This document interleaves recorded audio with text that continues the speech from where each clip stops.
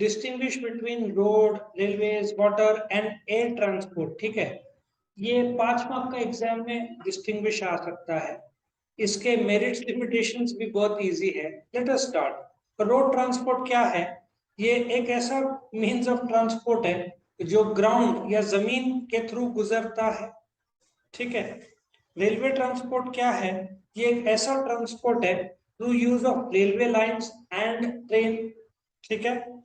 Water transport ये कैसा transport है जो किसके थ्रू है? पानी के थ्रू, मतलब नदी, समुद्र, from one place to another, ship, boat या स्टीमर्स। गवर्नमेंट जो है इसको काफी फेमस सभी बोलते ना इस्तेमाल करने की कोशिश कर रहा है, बिकॉज गवर्नमेंट को पता है कि पोल्यूशन जैसे बढ़ रहा है, तो गवर्नमेंट वाटर ट्रांसपोर्ट को काफी सपोर्ट दे रहा है। यदि कोई कार की कंपनी जैसे मारुति गुड़गांव से चेन्नई में कार बाय नदी से भेजती है, तो गवर्नमेंट पर कार 2,000 रुपए का सब्सिडी देता है। मारुति कंपनी को 5,000 बिल आया पर कार, तो 2,000 गवर्नमेंट देता है। एयर ट्रांसपोर्ट एक ऐसा ट्रांसपोर्ट है with the means of aeroplanes. सबसे पहला एरोप्लेन कब उड़ा था? 17 दिसंबर 1903। दो भाई थे, Kitty Hawks, California. Early morning पहला फ्लाइट कुछ 17-18 सेकंड के लिए उड़ा था। ठीक है, सो ये एयर ट्रांसपोर्ट है। नेक्स्ट, ओनरशिप और मैनेजमेंट। रोड ट्रांसपोर्ट का ओनरशिप किसके पास है? प्राइवेट सेक्टर के पास है। Railway transport it is wholly owned by the government. हालांकि अभी एक प्राइवेट ट्रेन शुरू हुई है साउथ के मदुरई, कहां से, साउथ के एक जगह से शिरडी तक। पहली प्राइवेट ट्रेन गवर्नमेंट ने चलाया है, मतलब प्राइवेटाइज हल्का सा किया है। सो रेलवे ट्रांसपोर्ट का पूरा मालिक कौन है? गवर्नमेंट। वाटर ट्रांसपोर्ट में प्राइवेट सेक्टर भी इन्वॉल्व है और गवर्नमेंट भी इन्वॉल्व है। एयर ट्रांसपोर्ट में वैसे तो अभी पूरा प्राइवेट सेक्टर हो गया है, गवर्नमेंट लिखा है मैंने, क्यों? क्योंकि एयर इंडिया अभी 2-4 महीने पहले ही बिका है ना। उसके पहले एयर इंडिया का मालिक कौन था? गवर्नमेंट था।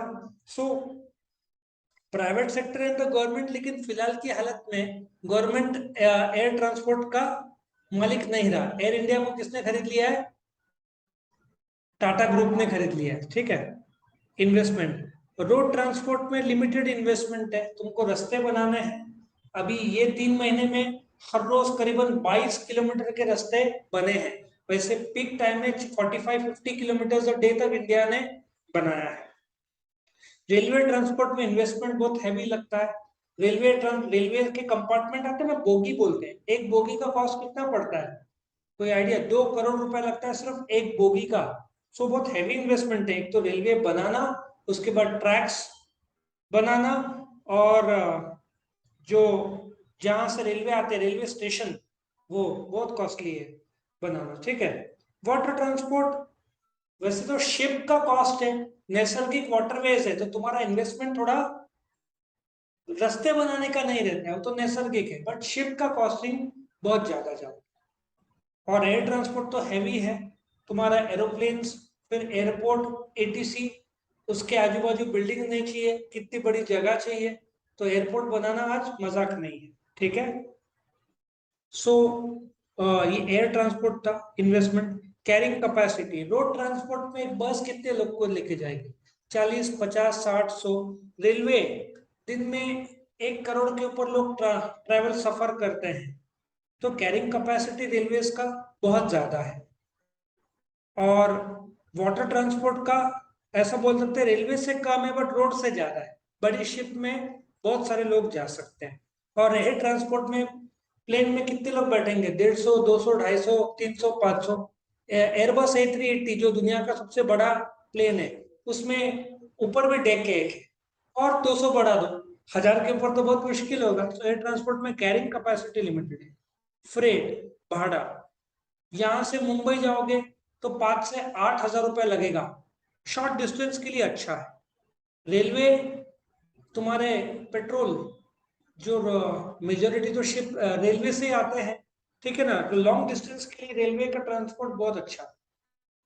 फ्रेट रेट्स, समुद्र वाटर ट्रांसपोर्ट का रेलवे से सस्ता पड़ता है, इसलिए आजकल, और पोल्यूशन भी कम होता है, तो वाटरवेज का फ्रेट कम है। सबसे ज्यादा कॉस्टलीस्ट एरोप्लेन का है।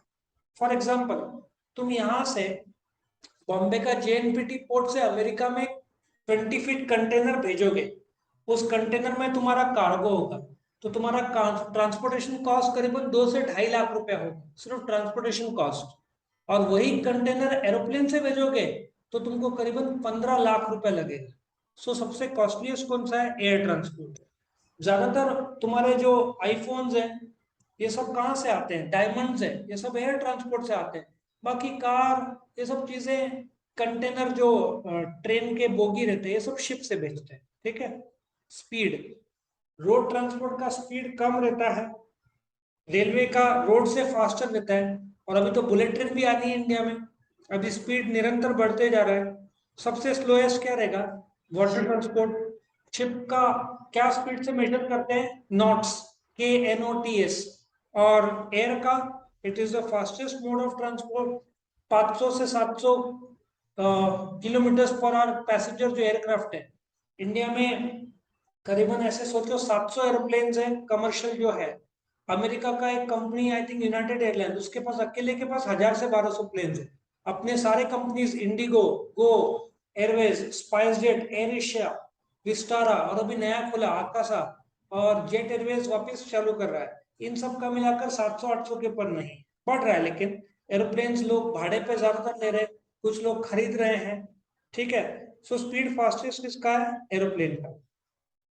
Door to door service, road transport क्या करता है? It provides door to door service.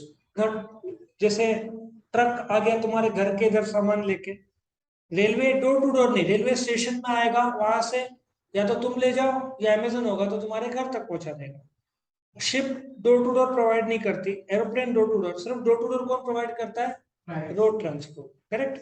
Suitability, light perishable articles, छोटा डिस्टेंस हो, भाजी हो, छोटे मोटे सामान हो, तो रोड ट्रांसपोर्ट अच्छा। रेलवे ट्रांसपोर्ट तो सब प्रकार के गुड्स के लिए सूटेबल है। ठीक है ना। और शिप में बल्कि गुड्स, कंटेनर ले लो, हैवी गुड्स, ये शिप में जाते हैं।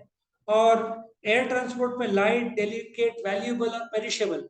यहाँ से जो बकरे एक्सपोर्ट करते हैं अपन यूनाइटेड अरब एमिरेट, दुबई में, वो बोलते हैं ना फटाफट जाना है तो हो सकता है एरोप्लेन से भेज दे, फटाफट पहुंचाना है तो। इमरजेंसी में बकरीद आ गई, उनको इमरजेंसी में चाहिए। मतलब बोलने का तात्पर्य, डायमंड्स या कॉस्टली चीजें ये सब शिप से नहीं आती। आईफोन सब किससे आएंगे? एरोप्लेन। सब बॉम्बे लैंड करेंगे, वहां से पूरे इंडिया में डिस्ट्रीब्यूट होगा। Correct. Distance, it is suitable for transportation over short distance, 100, 200, 500, 1000। हालांकि पैन इंडिया मतलब पूरे इंडिया में ट्रक्स मूवमेंट करते हैं। चेन्नई से हरिद्वार, नॉर्थ इंडिया से चेन्नई में जाने को 12 दिन लगता था, एक स्टेट से दूसरे स्टेट में चेकिंग, ऑक्ट्रॉय। जब से ऑक्ट्रॉय हट गया है तो टाइम कम हो गया है, 7 से 8 दिन, लेकिन फिर भी शॉर्ट डिस्टेंस के लिए सुटेबल है। इतना लॉन्ग डिस्टेंस है तो कहाँ से बेस्ट है? रेलवेज। और ना इंडिया टू अमेरिका भेजना हो, सिंगापुर भेजना हो, Sri Lanka will take 3 days, Bombay to Sri Lanka 3 days, Bombay to Singapore 9 days, Bombay to America around 40, रुक रुक के जाएगा तो 55 days, 56 days, और डायरेक्ट जाएगा तो 26 to 28 days लगे। और एरोप्लेन तो सीधी बात है, it is suitable for transportation over long distance. Risky, road transport, road condition जैसे खराब हो रहे हैं तो रिस्क, बाकी एयरप्लेन से तो कम है बट रिस्क काफी रहता है। मॉडर्न टेक्निक के तौर पर रेलवे आजकल तो उसमें वो भी लगा है, ट्रेन के आगे। पहले क्या होता था, 2 ट्रेन में टक्कर भी हुए इंडिया में, अभी एंटी कोलिजन डिवाइसेस फिट हुए हैं कि वो ट्रैक कर लेते हैं और ट्रेन को रोक देते हैं। सो आजकल टेक्नोलॉजी अच्छा हो गया है तो एक्सीडेंट्स कम होते जा रहे हैं। सी वॉयस तो हजारदस रहता है, ये बर्मुडा ट्रायंगल के बारे में तो डिस्कस किया ही था, जहाँ शिप एरोप्लेन गायब हो जाते हैं। और एयर ट्रांसपोर्ट तो रिस्की है, एक्चुअली यहाँ पे लिखा है रिस्की, लेकिन तुम कुछ साल का ट्रैक रिकॉर्ड देखो कितने एक्सीडेंट्स हुए। देखा जाए तो सबसे सेफ एयर ट्रांसपोर्ट ही, क्योंकि उसका बाकायदा पूरा चेकिंग करते हैं अभी। लेकिन हाँ, स्पाइस जेट जो है उसमें काफी उसमें प्रॉब्लम्स आ रहे हैं मैकेनिकल, और ऑन एन एवरेज हर रोज 10-10 मैकेनिकल प्रॉब्लम्स और कंप्लेंट निकल रहा है। ऐसा भी हुआ है, अभी 1-2 दिन पहले कोई एरोप्लेन लाइन का था, मुझे याद नहीं कौन से कंपनी का था, उसमें एरोप्लेन के अंदर ऊपर से पानी टपक रहा था और फिर भी उन्होंने फ्लाइट लिया था। कुछ इलेक्ट्रिकल वायर कम ज्यादा हो गया होता तो एरोप्लेन क्रैश हो गया होता। तो रिस्की है। इंडिया में डीजीसी है, director general of civil aviation, पूरे एरोप्लेन्स में सब कायदे देखता है और चेक करता है। ऐसे भी एक्सीडेंट हुए एरोप्लेन के जो पंख है ना उसके पास बर्फ था और प्लेन उड़ा तो वजन बढ़ गया, इसके क्रैश हुआ। ऐसे भी बहुत एक बढ़िया एपिसोड आता था, एयर क्रैश इन्वेस्टिगेशंस, डिस्कवरी या किसमें, बहुत बहुत सारे मैंने देखे हुए एपिसोड्स, कहाँ कहाँ से ये आता है। तो ये 10 पॉइंट्स थे। इसको लर्न करने के लिए मैंने एक स्टोरी बनाया है। Let us check out story क्या है। मुकेश अंबानी का जियो रेलवेज नाम का मैंने एक स्टोरी बनाया है। अभी स्टैंडर्ड पहला पॉइंट तो मीनिंग है, डू यू एग्री? सब जगह पे पहला पॉइंट क्या रहेगा? मीनिंग। दूसरा, ऐसा सोचो कि मुकेश अंबानी, वैसे तो जियो रेलवेज हो नहीं सकता, इंडियन रेलवेज प्राइवेट नहीं है, कुछ रेलवे ट्रैक्स में प्राइवेट उन्होंने शुरू किया है, पर ऐसा सोचने में क्या अर्ज है? मुकेश अंबानी ओनरशिप है और मैनेजमेंट करते हैं किसका? जियो रेलवेज का। कौन? मुकेश अंबानी। एक, मैं जस्ट एक एग्जांपल एज्यूम कर रहा हूँ, ऐसा कुछ नहीं, बट एग्जांपल सोचो कि मुकेश अंबानी ने जियो रेलवेज शुरू किया, उसका ओनरशिप और मैनेजमेंट कौन है? मुकेश अंबानी। 3 लाख करोड़ का इन्वेस्टमेंट किया जियो रेलवेज में, ठीक है। और वो लोग बोलते हैं साल में हम 4 करोड़ पैसेंजर्स को कैरी करेंगे। सो पॉइंट नंबर 1, जियो रेलवेज का ओनरशिप किसका है? मुकेश अंबानी, ओनरशिप और मैनेजमेंट। दूसरा, इन्वेस्टमेंट कितना किया? 3 लाख करोड़। कैरिंग कैपेसिटी कितना सोच रहे हैं वो लोग? कितना? 4 करोड़ पैसेंजर्स।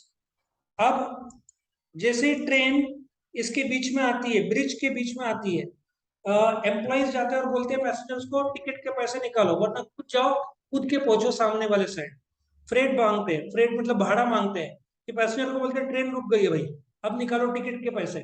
टिकट के पैसे दे दिए तो ट्रेन अपना स्पीड पकड़ती है, ट्रेन आगे बढ़ती है और जियो के एम्प्लॉइज ट्रेन के डोर टू डोर जाके फ्री सिम बांटते हैं।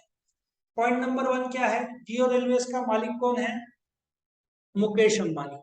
इन्वेस्टमेंट कितना किया? 3 करोड़। फिर कैरिंग कैपेसिटी वो लोग सोचते हैं 4 करोड़ लोग को कैरी करेंगे। ब्रिज के बीच में आती है तो एम्प्लॉय जाते हैं, बोलते हैं फ्रेट भरो वरना कूदो और ट्रेन के पहुंच जाओ अपनी जगह पे। जैसे ही सबके पैसे आ गए, ट्रेन स्पीड पकड़ती है और ट्रेन के हर डोर टू डोर में जाकर रिलायंस के एम्प्लॉइज क्या मांगते हैं? फ्री फ्री सिम कार्ड देते हैं। फिर एक पैसेंजर बोलता है शॉर्ट डिस्टेंस के लिए तो जियो ट्रेन सुटेबल है, पर लॉन्ग डिस्टेंस का क्या? शॉर्ट डिस्टेंस के लिए ठीक है जियो ट्रेन चल सकता है, बट एकदम लंबे डिस्टेंस के लिए क्या? जहाँ पे बीच में समुद्र आता है, इंडिया टू अमेरिका, तुम्हारे बहुत सारे समुद्र बीच में आएंगे। तो मुकेश अंबानी हंसता है, बोलता है चिंता मत करो, लॉन्ग डिस्टेंस के लिए मैंने जियो एयरवेज खोला है, ठीक है ना। और लोग बोलते हैं इतना ज्यादा रिस्की जेट क्यों ले रहे हो? मुकेश अंबानी फिर हंसकर बोलता है जियो एयरलाइंस मेरे लिए पॉकेट मनी जैसा है, मेरे पास इतना पैसा है, मेरे लिए जियो एयरलाइंस कुछ भी नहीं है। ठीक है, चलो पॉइंट नंबर 1 क्या है? जियो एयरलाइंस को ओनरशिप और मैनेजमेंट किसके पास है? मुकेश अंबानी। इन्वेस्टमेंट कितना किया है? 3 करोड़। साल में कितने लोग को कैरी करना है? 4 करोड़। फिर ट्रेन बीच में आके बोलते निकालो पैसा, पैसेंजर से ट्रेन मांगते हैं, फिर स्पीड बढ़ जाता है, पूरा पैसा आ गया, अभी स्पीड बढ़ जाता है। फिर ये लोग डोर टू डोर जाते हैं, पूरे सिम कार्ड बांटते हैं। फिर एक एम्प्लॉय बोलता है सुटेबल, यदि लंबा एकदम फॉरेन कंट्री में जाना है तो मुकेश अंबानी हंसता है, हमने जियो एयरवेज लॉन्ग डिस्टेंस के लिए जियो एरोप्लेन चालू किया है। पैसेंजर बोलते रिस्की है, बोलता कुछ रिस्की नहीं मेरे लिए, मेरे लिए शेंगदाने की तरह है। तो ये तुम्हारे 10 पॉइंट्स थे।